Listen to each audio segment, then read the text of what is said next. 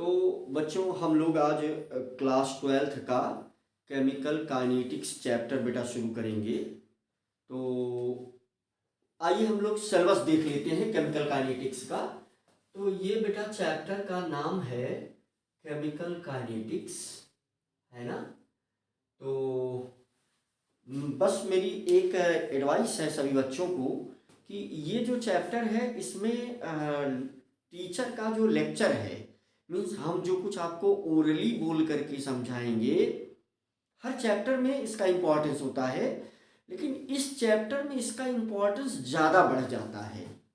मतलब हर टीचर के पास किसी भी चैप्टर को समझाने के लिए एक उसका माइंड मैप होता है, उसे चाहे आप कहानी कह लें, तो एक जो है प्रक्रिया होती है।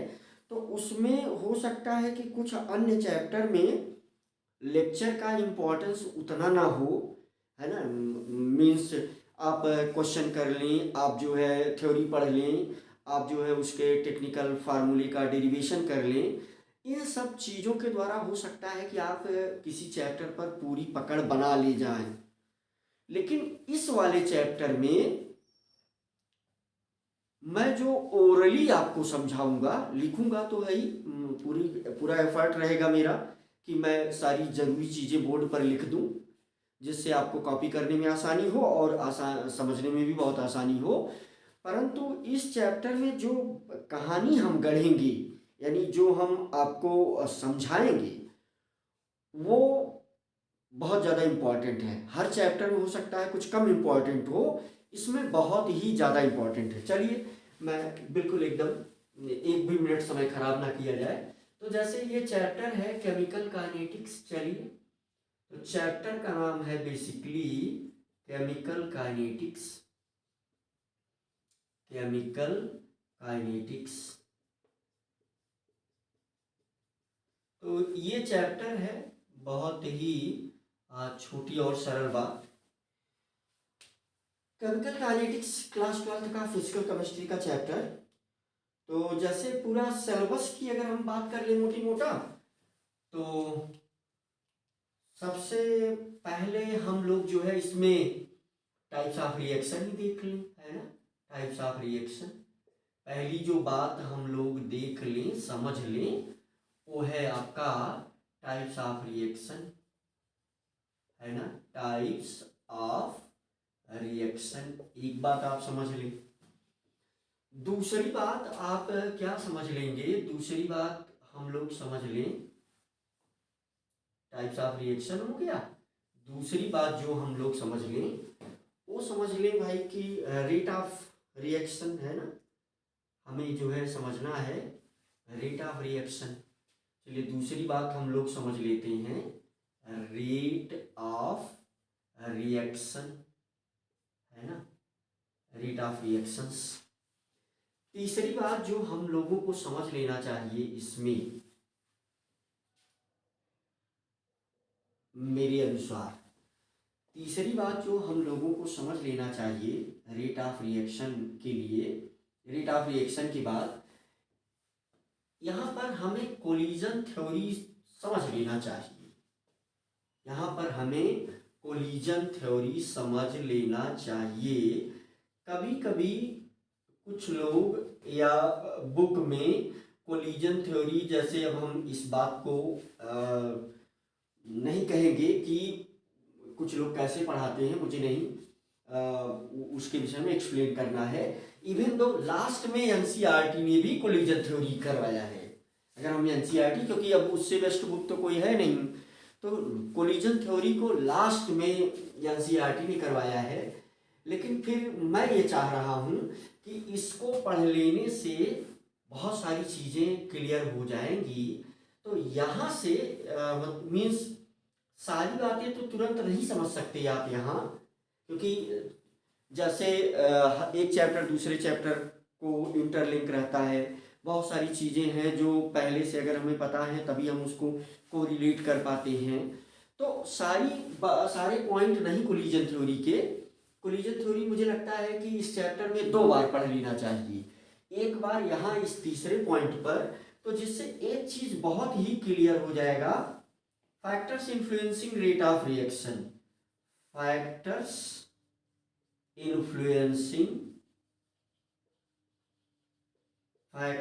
Influencing rate of reaction, rate of reaction है ना। तो रेट ऑफ रिएक्शन, तो ये चीजें समझने में हमें सुविधा मिलती है और भी एक्सप्लेनेशन हमारे लिए थोड़े से सरल होते हैं। अब इसमें एक चीज को हम लोग अच्छे से डिटेल में समझेंगे।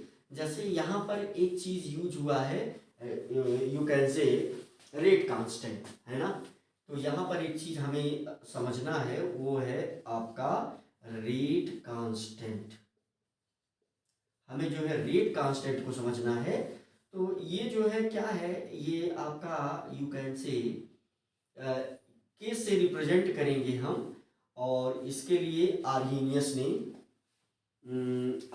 का इक्वेशन है ना, K is equal to A E to the power minus E A upon R T,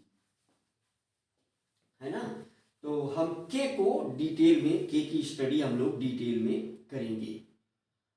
और फिर इस पॉइंट के बाद हमें जो अगला पॉइंट समझ लेना चाहिए, पांचवा पॉइंट। तो पांचवें पॉइंट में हम लोग ये डिस्कस कर लेंगे आपस में कि ये मॉलिक्यूलरिटी ऑफ रिएक्शन है ना, molecularity of reaction, molecularity of reaction. पांचवें पॉइंट में हम इस बात को समझ लेंगे। और फिर जो है मॉलिक्यूलरिटी के बाद फिर ऑर्डर ऑफ रिएक्शन, हम इस पॉइंट को समझ लेंगे। Point number 6, order of reaction, order of reaction, हम इस पॉइंट को समझ लेंगे। पहले हमने टाइप ऑफ रिएक्शन देख लिया, रेट ऑफ रिएक्शन देख लिया, कोलिजन थ्योरी समझने का प्रयास किया, फिर रेट कांस्टेंट को समझने का प्रयास किया, मॉलिक्यूलरिटी को समझने का प्रयास किया, और फिर जो है इंटीग्रेटेड रेट इक्वेशन, सातवें पॉइंट में इंटीग्रेटेड रेट इक्वेशन। तो इंटीग्रेटेड रेट इक्वेशन ये ऑर्डर ऑफ रिएक्शन से कनेक्टेड है। Integrated rate equation.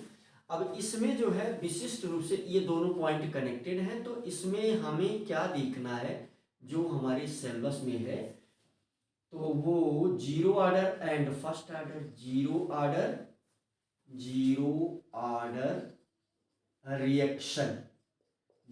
रिएक्शन हमारे सिलेबस में है, और फर्स्ट ऑर्डर हमारे सिलेबस में है। और यहाँ पर सेकंड और थर्ड ऑर्डर, हालांकि फर्स्ट ऑर्डर समझ लेना ही अपने आप में बहुत है। तो फर्स्ट ऑर्डर काइनेटिक्स,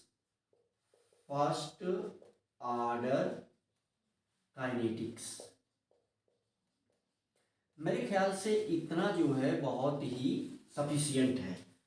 और यहाँ से सिंपल वाला भी हम लोग समझ लेंगे, और जो कॉम्प्लेक्स है सिंपल वाला पार्ट भी हम नॉर्मली, और यहाँ जो कॉम्प्लेक्स पार्ट है उसे भी समझ लेंगे, है ना। और फिर मैकेनिज्म को भी हम यहाँ पर इस पॉइंट में जुड़ी हुई जो एक बात, मैकेनिज्म को भी यहाँ हम वैल्यू देंगे, है ना। तो सिंपल सा, और फिर से एक बार हम फिर कोलिजन थ्योरी को समझ लेंगे, है ना। कोलिजन थ्योरी अब जो है जब हम इतना पढ़ चुके होंगे तो आपको कोलिजन थ्योरी ज़्यादा अच्छे से समझ में आ जाएगी, है ना। तो यहाँ जो है हम एक बार फिर से हम जानबूझ के ये दोबारा लिख रहे हैं 8th पॉइंट में, फिर से एक बार हम कोलिजन थ्योरी, है ना, एक बार हम फिर से जो है क्या समझ लेंगे, कोलिजन थ्योरी। और यहाँ पर थोड़ा सा ज़्यादा डिटेल में, यहाँ थोड़ा सा कम डिटेल में, यहाँ कंप्लीट डिटेल उसका हम लोग चेक कर लेंगे, है ना। तो ये कुल मिला करके आपका सिलेबस है। First order kinetics, second order kinetics और थर्ड ऑर्डर काइनेटिक्स की भी हम चर्चा जरूर थोड़ा सा करेंगे। ऑर्डर ऑफ रिएक्शन में हालांकि आपके सिलेबस में यही बातें हैं, लेकिन इस चीज की भी चर्चा हम जरूर थोड़ा सा करेंगे। सेकेंड ऑर्डर, थर्ड ऑर्डर, मेरे ख्याल से एक बात सभी बच्चे जरूर समझते होंगे, second order and third order, nth order भी आप बोल सकते हैं, ऐसा कुछ nth ऑर्डर रिएक्शन, है ना, ऐसा कुछ आप बोल सकते हैं। परंतु इस ऊपर वाले दोनों की भी थोड़ा सा डिस्कशन करेंगे। मेरे ख्याल से इंटरमीडिएट में पहुंचते पहुंचते एक बात बच्चे को बहुत ही ज़्यादा क्लियर हो जाती है। वो क्या क्लियर हो जाता है कि अगर किसी भी जो भी टॉपिक हम पढ़ रहे हैं, अगर उसके आगे पीछे हम थोड़ा सा जानते हैं, है ना, हम जो है उसका शुरुआती पार्ट भी जाने और जो उसका एंड पार्ट है, जहाँ वो चीज़ जा करके ख़त्म हो रही है और क्या समस्या छूट गई, क्या चैलेंजेज रह गया, अगर ये सब भी बातों का डिस्कशन हम करते हैं तो फिर उस कोर जो सब्जेक्ट होता है उस पर हमारी पकड़ मजबूत हो जाती है। उसी को मेंटेन करने के लिए ये चीज़ हमने लिख दिया, अन्यथा यही इतना आपका सिलेबस था। उसी चीज़ को मेंटेन करने के लिए कोलिजन थ्योरी हम 2 बार आपको बता रहे हैं। तो उसी सेम बात को मेंटेन करने के लिए तो कुल मिलाकर के ये आपके चैप्टर की एक छोटी सी एनालिसिस है। जैसा कि मैंने ये कहा था आपसे कि हमारा लेक्चर जो है यहाँ पर ज़्यादा इम्पोर्टेंट होगा। अगर उसे लगा करके आप कान में सुनते हैं या उसमें से कुछ आप नोट बना लेते हैं, मैं वैसे ट्राई ज़रूर करूँगा कि चीज़ें लिखी जाएं, लेकिन अब यहाँ मैटर ये नहीं है कि मतलब हम क्या पढ़ा रहे हैं, ज़्यादा मैटर ये कर रहा है कि आपको कैसे समझ में आ रही वो बात, है ना। हम अपनी तरफ से पूरी कोशिश करेंगे कि हम एक बहुत सरल स्टोरी के माध्यम से आपको हम पूरा चैप्टर, इसका पूरा टेक्निकल पार्ट और इससे जुड़े हुए सारे सवाल, यू कैन से जेई के सारे सवाल, जेई एडवांस के सवाल, नीट से जुड़े हुए सवाल, ये सारे सवाल भी आपके साथ डिस्कस कर दें। तो हमारा उद्देश्य इस चैप्टर के साथ इसका 1% छोड़ना नहीं, बल्कि हमारा उद्देश्य ये है कि इस चैप्टर का 120% पढ़ानी, मीन्स उसका जो भी, जैसा हमने बताया कि अगर हमें किसी भी टॉपिक को क्लियर करना है तो ये बात सभी बच्चे जानते हैं कि उसके शुरुआती वाला पार्ट और लास्ट वाला पार्ट और उसका लास्ट में चैलेंज क्या है, अगर वो सारी बातें हम जानते हैं तो जो उसका कोर पार्ट है वो हमारे अंदर रुक ही जाता है, हमारे दिमाग में, है ना। तो बाद में इसका 1 पेज माइंड मैप, लास्ट में 1 पेज माइंड मैप और एक डेंस माइंड मैप जिसमें सारे फार्मूले और सारी चीज़ें, सारा कोरिलेशन कुछ इस प्रकार से बन करके ये चैप्टर हम एंड करेंगे, राइट। तो फिर हम आइए शुरू करते हैं कुछ मोटी मोटी बातों के साथ। अभी हम थोड़ा सा एप्लीकेशन पर बात करेंगे और फिर ज़्यादा एप्लीकेशन की बात यहाँ लास्ट में होगी।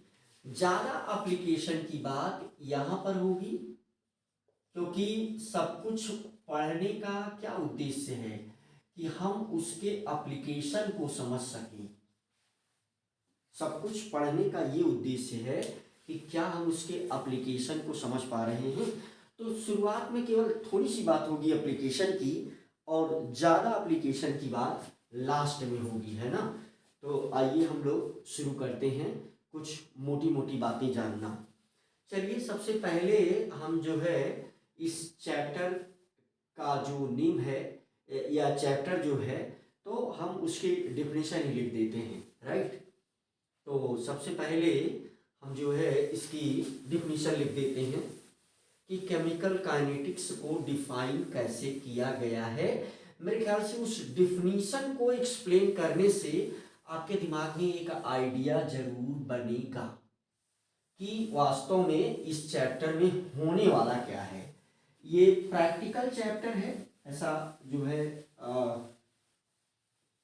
ये चैप्टर प्रैक्टिकल है, ऐसा जो है ये कहा जाता है। और इक्विलिब्रियम जो चैप्टर है वो थ्योरेटिकल चैप्टर है और उसी का ये प्रैक्टिकल चैप्टर। कुछ हमारे भी सर लोग हैं भाई, जैसे आप पढ़ रहे हैं वैसे हमने भी किसी से पढ़ा ही होगा, तो ऐसा हम अपने सर लोगों के मुख से सुने हुए हैं कि ये जो चैप्टर है वो कहीं ना कहीं जो थ्योरेटिकल चैप्टर इक्विलिब्रियम है उसी का प्रैक्टिकल चैप्टर है। तो देखते हैं हम कि इसमें क्या है।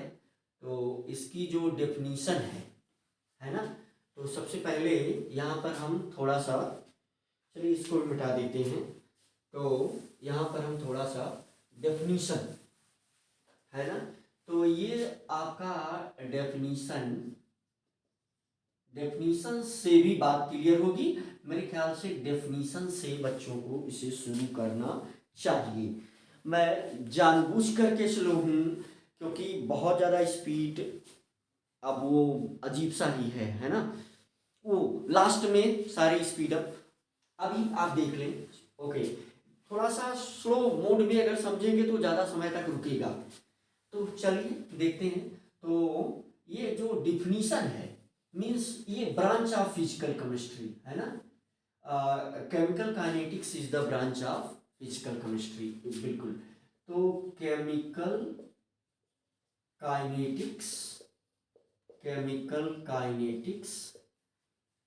is the branch of physical chemistry, is the branch of physical chemistry, is the branch of physical chemistry which deals with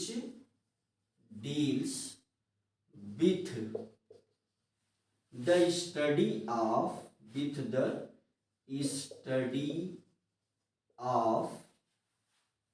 which deals with the study of rate of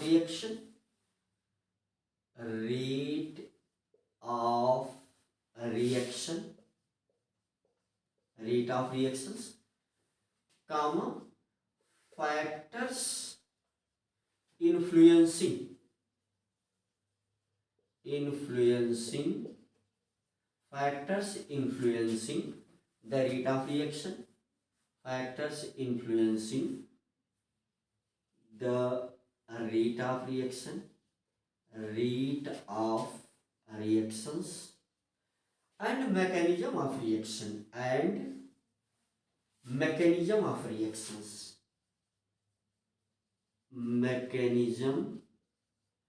of reactions। तो ये इसकी definition है इस chapter की। अब इसमें जो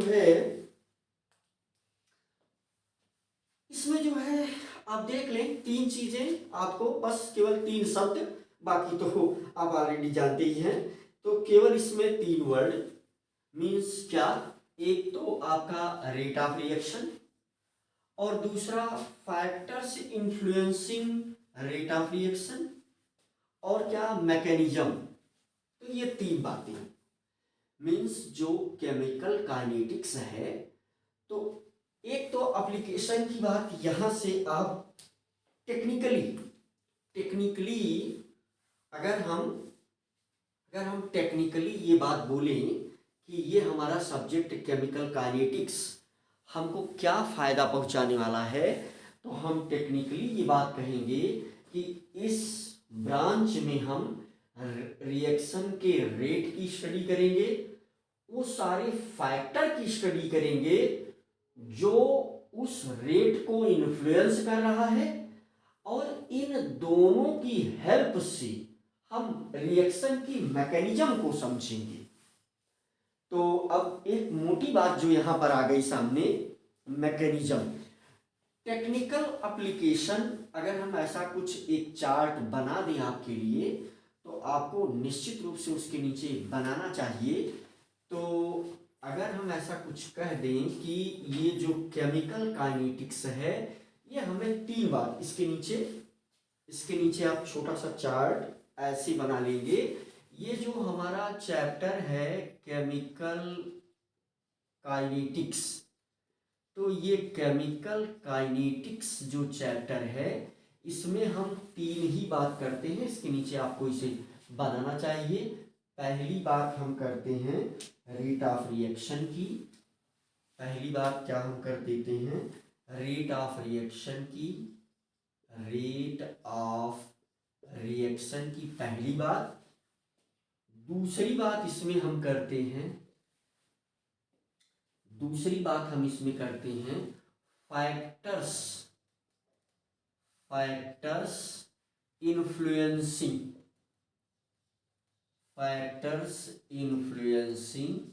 rate of reactions. पहले तो रेट ऑफ रिएक्शंस की बात करते हैं, फिर factor influencing rate of reactions की बात करते हैं, और दोनों का यूज करके हम क्या बताने में सफल होते हैं, मैकेनिज्म ऑफ रिएक्शंस। हम ये बात बताने में सफल होते हैं, मैकेनिज्म ऑफ रिएक्शंस। हम ये बात बताने में सफल होते हैं। हम इन दोनों का यूज करके, इसका भी यूज करते हैं और इसका भी यूज करते हैं। इन दोनों चीज़ों का यूज करके हम चाहते हैं कि हम किसी रिएक्शन की क्या एक्सप्लेन करें, मैकेनिज्म। हम चाहते हैं कि हम किसी रिएक्शन की मैकेनिज्म को एक्सप्लेन करें, है ना। तो जो अभी एक बहुत बड़ा एक बहुत बड़ा एप्लीकेशन आपके सामने आ गया कि इस चैप्टर को पढ़ने से फायदा ये मिलेगा कि हम किसी रिएक्शन की मैकेनिज्म को एक्सप्लेन कर सकते हैं। चैप्टर को पढ़ने का फायदा ये मिलेगा कि हम किसी रिएक्शन की मैकेनिज्म को एक्सप्लेन कर सकते हैं, है ना। तो यही एप्लीकेशन है, और इसी एप्लीकेशन को जो है हम इस चैप्टर को पढ़ने के बाद जो फायदा पाएंगे, और मोटी बात अब जैसे समझना हो कि भाई अगर हम किसी रिएक्शन की मैकेनिज्म को समझ जाएं तो हम उससे बेहतरीन प्रोडक्ट बना सकते हैं। जैसे सिंपल सी बात है, मैं अगर एक छोटा सा एग्जांपल दे दूं, तो घर में हम सबके भोजन बनता है, तो बहुत सीधी सी बात है कि सभी के भोजन का बनाने का तरीका अलग होता है। अब वही जो तरीका है, बिल्कुल एकदम सरल भाषा में, जैसे सपोज दैट सब्जी बन रही है, तो कुछ लोगों का तरीका कुछ होगा, कुछ लोगों का तरीका कुछ होगा, है ना। एकदम ओपन सी बात है कि कभी सब्जी कंप्लीट बन जाने के बाद कुछ लोग उसमें बाहर से धनिया की पत्ती और जो भी चीज़ें हैं डालते हैं, कुछ लोग उसमें लास्ट में टमाटर डालेंगे, कुछ लोग पहले फ्राई करेंगे। तो ये तो बात सब्जी की हुई, यानी सब्जी बनाने की मैकेनिज्म और विधि के आधार पर ही उस सब्जी का टेस्ट और सब्जी की क्वालिटी क्या है, जो हम सब्जी खाते हैं घर में अपने बना करके, तो उसकी क्वालिटी इसके बनाने की मैकेनिज्म पर, बनाने की विधि पर। मैकेनिज्म मीन्स विधि, है ना। मैकेनिज्म मीन्स अगर हम केमिस्ट्री में बात करें तो फिर वो केमिस्ट्री में बात करें तो ये हो सकता है, अगर सिर्फ ये वर्ड है ना, all the steps involve in any reaction collectively known as mechanism. अगर हम मैकेनिज्म की बात करें केमिस्ट्री में, तो फिर ऑल दी स्टेप्स इन्वॉल्व, है ना, ऑल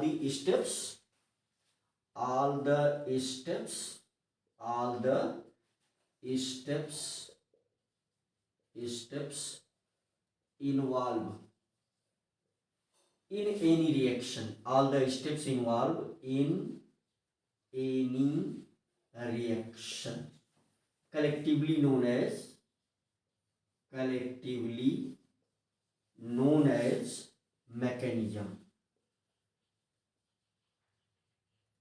मैकेनिज्म है ना।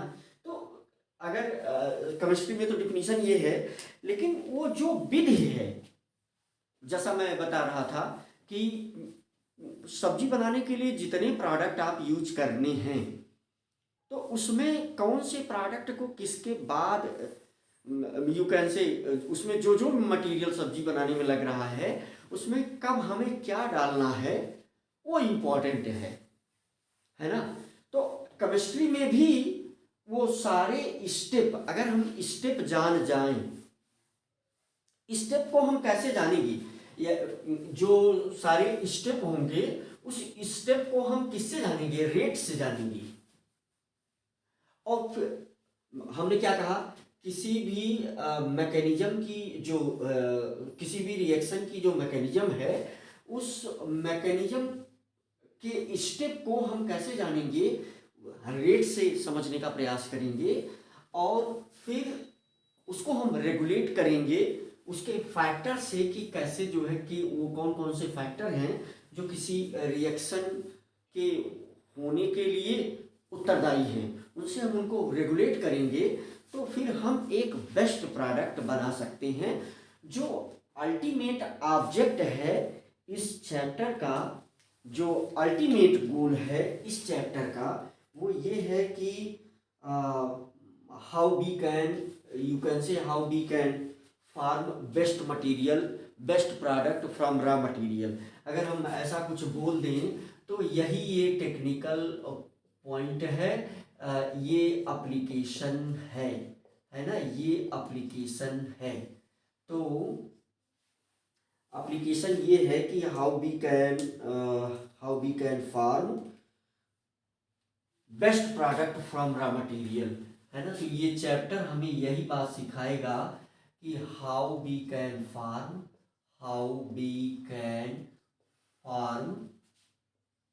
Best material, how we can form best material ना लिख करके हम प्रोडक्ट लिखते हैं, how we can form best product from raw material से हम कैसे बेस्ट प्रोडक्ट बनाएं। तो इसके लिए कुछ रूल्स, इस सब के लिए हमें क्या पढ़ना पड़ेगा, कुछ रूल्स, और वो रूल्स की स्टडी कहाँ हम करेंगे, केमिकल काइनेटिक्स में।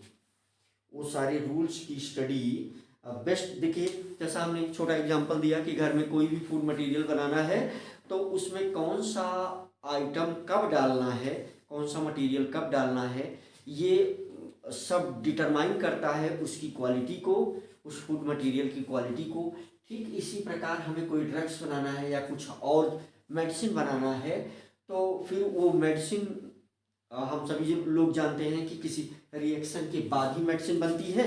तो उस रिएक्शन को रेगुलेट करने के लिए जो फैक्टर्स रिस्पॉन्सिबल हैं उनकी स्टडी हम इसमें करते हैं, और जो है हम रेट ऑफ रिएक्शन के द्वारा स्टेप को जानने का प्रयास करते हैं। मोटी मोटी बात अगर मैं यहाँ पर लिख दूँ, जैसे आपको समझाने के लिए थोड़ा सा टेक्निकल बात, क्योंकि थ्योरेटिकल बातें हुई, और मैं ये बात फिर से आपको आपके दिमाग में सेट करूं कि जो लेक्चर है वो ज़्यादा इम्पोर्टेंट है। अगर इसे आपको समझना है तो फिर इन बातों को गौर से सुनना पड़ेगा और समझना पड़ेगा। जैसे एक सिंपल सी बात मैं बता दूं कि अगर हम लोग जो है NO+ है ना, अगर हम लोग जो है यहाँ पर एक रिएक्शन लिखें, जैसे ये है आपका NO2+ CO कार्बन मोनोऑक्साइड, तो ये आपका बनाता है NO+ CO2, है ना, NO+ CO2। तो ये रिएक्शन एक स्टेप में नहीं होती है। पहले ये आपका NO2 प्लस NO2 ये रिएक्शन करके ये आपका बनाएगा NO प्लस NO3, है ना। तो अब ये NO3 जो है ये रिएक्शन करेगा किससे, CO से, और फिर ये बनाएगा, क्या बनाएगा, ये बनाएगा आपका CO2 प्लस NO2, है ना। तो CO2 प्लस यू कैन से, यहाँ से NO3 जब रिएक्शन करेगा तो NO2, है ना। तो यहाँ से अगर हम दोनों रिएक्शन को जोड़ दें, है ना, इस दोनों रिएक्शन को अगर आप जोड़ दें तो अब आप देख सकते हैं कि यहाँ पर यू कैन से ये NO3 यहाँ पर है। इस दोनों रिएक्शन को अगर आप जोड़ दें तो मेन रिएक्शन मिल जाएगा। NO3 देखिए यहाँ पर है, NO3 यहाँ पर है, ये कैंसिल हो जाएगा, और NO2 यहाँ पर है और ये NO2 यहाँ पर है, ये भी कैंसिल हो जाएगा। तो देखिए दो ही चीज़ बच गई, फिर से ऊपर वाला रिएक्शन ही आ गया कि NO2 और plus NO2 plus CO gives क्या बचा, NO, है ना, यहाँ से आपका बचा NO प्लस CO2, है ना।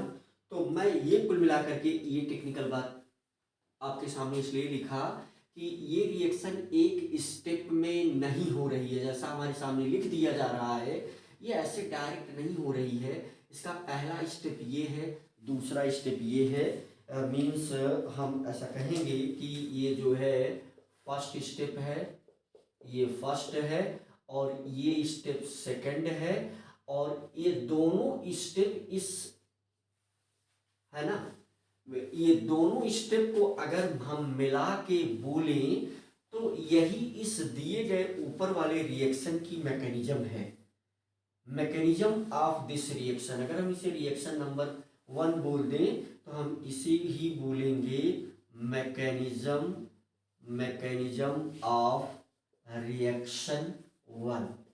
तो ये जानकारी हमें कहाँ से मिली हुई है, ये इसी चैप्टर से जानकारी मिली हुई है, और मोटा मोटा आइडिया देने के लिए हमने ये रिएक्शन आपके सामने लिखा। हालांकि जो बच्चे ऑर्गेनिक पढ़ चुके हैं तो बहुत सारी मैकेनिज्म ऑलरेडी पढ़ चुके होंगे। अगर ऑर्गेनिक पढ़ने के बाद आप इस चैप्टर को कर रहे हैं तो बहुत सारी मैकेनिज्म आप पढ़ चुके होंगे। और आपकी जानकारी के लिए मैं ये शेयर कर दूं कि जो भी मैकेनिज्म लिखी जाती है वो इसी चैप्टर से बन करके निकलती है। तो फिर आइए हम लोग जो है अपने पॉइंट को थोड़ा सा आगे बढ़ा लें। रिएक्शन की हम यहाँ चर्चा कर लें, टाइप्स ऑफ रिएक्शन, है ना। तो ये थ्योरेटिकल बातें हो गई। हम जल्दी से पहले इसके टेक्निकल पोर्शन को जल्दी से कवर करके फिर हम एप्लीकेशन पर फिर थ्योरेटिकल बातें करेंगे। ये कुछ इस प्रकार से आप सुन सकते हैं, क्रम से नोट्स बना सकते हैं। निश्चित रूप से आपको फील आएगी, निश्चित रूप से आपको फील आएगी जब आप चैप्टर खत्म करेंगे मेरे साथ, और तब आप महसूस करेंगे कि आपको आपका कमांड इस चैप्टर पर खूब अच्छे से बन रहा है। हाँ, बस इतना सा करना है कि अगला वीडियो देखने से पहले 5 मिनट में ही, मुझे लगता है कि जितना कोई बच्चा एक दिन लिखता है तो वीडियो देखने से पहले खुद को मेंटेन करें और 5 मिनट उस पुरानी वाली वीडियो का जो आपने नोट्स बनाया है उसको रिवीजन करके अगला वीडियो आप देखें। अगर इसको आप फॉलो करते हैं तो मेरे चैप्टर ख़त्म करने के साथ साथ आपको पूरा कमांड आ जाएगा, पूरा कॉन्फिडेंस आ जाएगा कि नहीं ये चैप्टर बहुत ही सरल है, बहुत इजी है, मैं इस चैप्टर से आने वाले क्वेश्चन को कर सकता हूँ। तो यहाँ पर चलिए हम एक अपने टॉपिक को देख लेते हैं। वो टॉपिक हमारा क्या है? वो टॉपिक है बेटे, वो टॉपिक है टाइप्स ऑफ रिएक्शन। तो देखिए हाई स्कूल से और बहुत सारे आगे बहुत सारे चैप्टर्स में आप जो है रिएक्शन को पढ़ रहे हैं, रिएक्शन के टाइप्स को पढ़ रहे हैं, और यहाँ पर भी कुछ नई नई बातें आपके सामने आएंगी। वो फीलिंग आपकी मेंटेन हो, मैं चाहता हूँ कि मैं कुछ इसमें ऐड करूँ, है ना।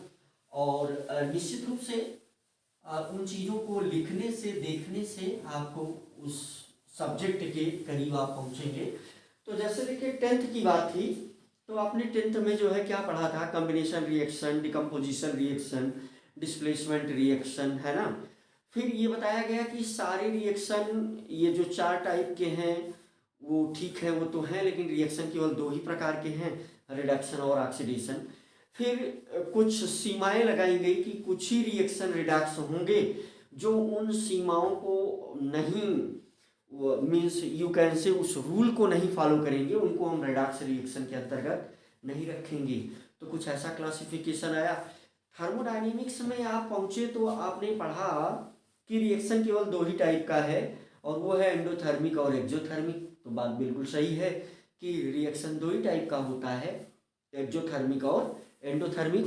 इक्विलिब्रियम वाला चैप्टर जो हम बता रहे हैं कि ये प्रैक्टिकल चैप्टर है केमिकल काइनेटिक्स, और इसका थ्योरेटिकल चैप्टर है इक्विलिब्रियम। इक्विलिब्रियम जब आपने पढ़ा तो वहां भी आपने पढ़ा कि रिएक्शन केवल 2 ही टाइप की हैं। जब आपने इक्विलिब्रियम पढ़ा तो वहां पर भी आपने पढ़ा कि रिएक्शन केवल 2 ही प्रकार की होती हैं, या तो रिवर्सिबल होंगी या तो इरिवर्सिबल होंगी। अब यहां पर भी रिएक्शन का क्लासिफिकेशन होगा। तो कैसी कैसी रिएक्शन और क्या क्या आप सुनेंगे, अगर वो मैं मोटा मोटा कुछ यहाँ पर आपके सामने बना दूं तो कुछ ये सब आप सुनने और देखने वाले हैं। जैसे classification of reaction on the basis of chemical kinetic point of view. अगर हम कुछ ऐसा आपके सामने पेश कर दें तो ये है sir classification of reactions on the basis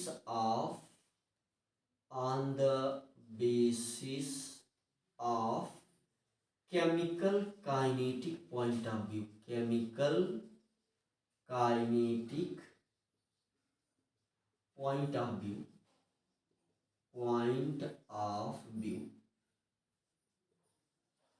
तो chemical kinetic point of view से ये जो केमिकल रिएक्शन है उसको कैसे क्लासिफाई किया गया। तो इसमें कुछ बातें आपके सामने ऐसे आने वाली हैं। पहला जो ए देख लेते हैं, मोटी मोटी बातें हैं ये, बस आपको चार्ट एक बार नोट कर लेने हैं और ऐसे रैंडमली देखने हैं। जरूर आप इससे यू कैन से आपको इस चैप्टर को समझने में हेल्प मिलेगा। जैसे ए जो है हम क्या बोल सकते हैं, on the basis of rate, कोई रिएक्शन तेज होगी, कोई धीमी होगी, कोई बहुत धीमी होगी, तो on the basis of rate. तो ये जो है क्या है, ए में है on the basis of rate of reaction. तो ये क्या है, on the basis of rate of reaction, तो इसमें ये कहा गया कि रिएक्शन जो है वो 3 टाइप की होंगी। एक तो वेरी फास्ट हो जाएंगी, नंबर 1 वेरी फास्ट रिएक्शंस, और दूसरा जो है ये हो जाएगा आपका वेरी स्लो रिएक्शन, और ये तीसरा जो हो जाएगा आपका, ये हो जाएगा बेटा यू कैन से simply moderate, medium rate reaction या मॉडरेट रिएक्शन। हम इसको आपकी सुविधा के लिए लिख देते हैं medium reactions of medium rate, है ना, ऐसे लिख दे, ज़्यादा आप समझेंगे। रिएक्शंस ऑफ मीडियम रेट, ना ये बहुत ज़्यादा फास्ट हैं और ना ही बहुत ज़्यादा स्लो हैं। और आपकी जानकारी के लिए बता दिया जाए आपको बेटे कि सारी ऑर्गेनिक रिएक्शन, है ना, reactions related to organic chemistry, और तो हो भी सकती हैं, लेकिन यहाँ पर reactions related to organic chemistry, है ना, reactions related to organic chemistry,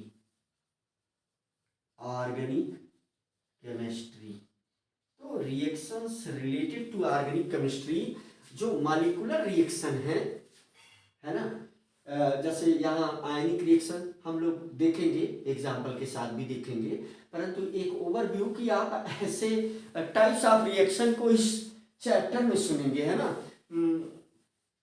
randomly जो है एक पेज पर लिख लेने से आपके दिमाग में मुझे लगता है कि एक अंडरस्टैंडिंग बढ़ेगी, इसीलिए इसको मैं ऐसे ही लिख दे रहा हूँ, है ना। कॉम्प्लेक्सिटी के इस पर मान लीजिए, है ना, इस पर भी कभी कभी सवाल बना हुआ है भाई। और इस समय चूंकि सिलेबस और चैप्टर में यू कैन से डेवलपमेंट तेजी से है, लेकिन सवाल यहाँ पर भी बना है ना, कि कोई सा रिएक्शन वो बहुत कॉम्प्लेक्स है या जो है एलिमेंट्री है। तो एक हम ऐसा बोल सकते हैं कि रिएक्शन जो है वो टू टाइप का है ना। Complication on the basis of complication, है ना, जटिलता। तो ये क्लासिफिकेशन हम कर देंगे on the basis of complication of reaction, complications of reaction. तो यहाँ पर आप दो रिएक्शन की बात सुनेंगे, एक को हम बोलेंगे एलिमेंट्री रिएक्शन और दूसरे को बोलेंगे कॉम्प्लेक्स रिएक्शन। एक को हम बोलेंगे एलिमेंट्री रिएक्शन, एलिमेंट्री रिएक्शंस, और दूसरे को हम बोलेंगे कॉम्प्लेक्स रिएक्शन, कॉम्प्लेक्स रिएक्शन, है ना। और रिएक्शन का क्लासिफिकेशन ऐसा भी है, रिएक्शन का क्लासिफिकेशन ऐसा भी है भाई। एक जो है आप ऐसा आपके सामने आने वाला है, ये सी वाला, तो classification of reaction on the basis of molecularity, है ना। तो classification of reaction on the basis of molecularity, ऐसा भी कुछ है। हालांकि ये बात बिल्कुल सही है कि कंप्लीटली थ्योरेटिकल है, चैप्टर के कंसेप्ट को क्लियर करते हुए भी इसे लिखा जा सकता है, और मुझे ऐसा लग रहा है कि ये ज़्यादा आपके लिए बेटर होगा, इसीलिए मैं ऐसा कर रहा हूँ। देख लें आप, जैसे ये ऐसे आपके सामने बोला जाएगा कि भाई कुछ रिएक्शंस होंगी जिनको हम यूनिमॉलिक्यूलर रिएक्शन बोलेंगे, यूनिमॉलिक्यूलर रिएक्शन बोलेंगे। कुछ ऐसे रिएक्शन आपको मिलेंगे जिनको हम बाईमॉलिक्यूलर रिएक्शन बोलेंगे, बाईमॉलिक्यूलर रिएक्शन बोलेंगे। अब देखिए एक बहुत सीधी सी बात है, एकदम खुल करके इस बात को आप समझ लें, एकदम खुल करके। पूरे चैप्टर का जो कोर कंसेप्ट है उसे 20 मिनट में भी पूरा खत्म किया जा सकता है। कोर कंसेप्ट की बात, वो जो पुराना चित्र बना हुआ है उसमें आप देख सकते हैं, 5 मिनट में मॉलिक्यूलरिटी बता दी जाएगी, 5 मिनट में ओरली कोलिजन थ्योरी बता करके उसके फार्मूले लिख दिए जाएंगे। इंटीग्रेटेड रेट इक्वेशन को भी 2-2 मिनट में डिराइव कर दिया जाएगा आपके सामने, जीरो ऑर्डर और फर्स्ट ऑर्डर। और कॉम्प्लिकेशन, उसमें जो फर्स्ट ऑर्डर में जो कुछ सामान्य रिएक्शन है और कुछ कॉम्प्लेक्स रिएक्शन है, जैसे पैरेलल रिएक्शन, उसमें तो ये सारी चीज़ें भी 5 मिनट में करके कुल मिला करके 25 से 30 मिनट में पूरे चैप्टर को समेट करके भी ख़त्म कर दिया जा सकता है। लेकिन क्या उससे आपकी अंडरस्टैंडिंग पर इम्पैक्ट पड़ेगा? और चैप्टर जब हमारा खत्म हो जाएगा तो हम ऐसा भी कुछ करेंगे। तो यह जो बच्चे देख रहे हैं, अगर उनको ऐसा लगता है तो ज़रूर आप कमेंट बॉक्स में लिखिए इस बात को। हम थ्योरेटिकल ना जा करके उसके टेक्निकल पोर्शन को 20 से 25 मिनट में ख़त्म कर देंगे। परंतु अभी मुझे ऐसा लग रहा है कि इस चैप्टर को अगर आप ऐसे पढ़ेंगे तभी मैं ये आपके सामने प्रॉमिस कर पा रहा हूँ कि जब मैं चैप्टर समाप्त करूँगा तो निश्चित रूप से उसमें कुछ सोचना नहीं है, आप खुद महसूस करेंगे कि आपका काम हो गया। तो चलिए अब देखते हैं, ए बी सी यूनिमॉलिक्यूलर, बाईमॉलिक्यूलर, सी में ऐसा आपके सामने आ जाएगा कि भाई ट्राईमॉलिक्यूलर भी रिएक्शन होते हैं और ये भी एक्सप्लेन किया जाएगा कि टेट्रामालिकुलर रिएक्शन क्यों नहीं होते, या reactions of molecularity greater than 3 are rarest in rare, है ना। Try molecular reactions spelling fast हो गई, सरल सरल तो है शायद, ऊपर कई बार मालिकुलरिटी की बात कर दिया। ट्राई मालिकुलर रिएक्शंस है ना, तो ये भी बात हो गई, ये भी बात हो गई, ट्राई मालिकुलर रिएक्शंस। अब further by molecular, try molecular और टेट्रा मालिकुलर रिएक्शन नहीं होते, इसको भी, या रेयरेस्ट इन रेयर है, ये ऐसा एक्सप्लेन किया जाएगा। टेट्रा मालिकुलर रिएक्शन ये रेयरेस्ट इन रेयर है ना। Tetra molecular reactions are rarest in rare, tetra molecular reactions are rarest in rare, है ना। कुछ ऐसा आपके सामने, tetra molecular reactions are rarest in rare, है ना, rarest in rare, rarest in rare, है ना। ऐसा कुछ आपके सामने आएगा एक्सप्लेनेशन। जैसे हम ऐसा भी बोल सकते हैं कि आर्डर के बेस पर, on the basis of order of reaction, तो आर्डर में फ्रैक्शन भी, फ्रैक्शनल आर्डर के भी होते हैं रिएक्शन, परंतु यहाँ पर जो आप सुनेंगे ये जो है on the basis of, on the basis of order of reaction, on the basis of order of reaction. तो फिर zero order, first order, second order, third order, कोई रिएक्शन हाफ ऑर्डर का भी हो सकता है, कोई रिएक्शन 3/2 ऑर्डर का भी हो सकता है, लेकिन जो प्राइमरली आपके सामने बात आएगी first order, second order, third order की यूनिट पर सवाल बनता है, कभी कभी छोटे सवाल बोर्ड में बनते हैं। और first zero order, zero order reaction, zero order reaction, B first order reaction, first order reaction, और C zero, you can say second order reaction, D third order reaction, third order reaction. ऐसा कुछ reaction का classification आपके सामने आने वाला है, आपको रेडी रहना है। ऐसे ही कुछ रिएक्शन आएंगे और फिर जो है हम जो है इस यहाँ से शुरू कर देंगे, ये सब बीच बीच में आते जाएंगे। जैसा मैंने कहा कि चैप्टर के आने के साथ साथ भी इनको एक्सप्लेन किया जा सकता था, क्योंकि ये हम लिख रहे थे तो एक आपकी अंडरस्टैंडिंग के लिए ये इस पूरे चैप्टर में ऐसा कुछ मिलने वाला आपको है।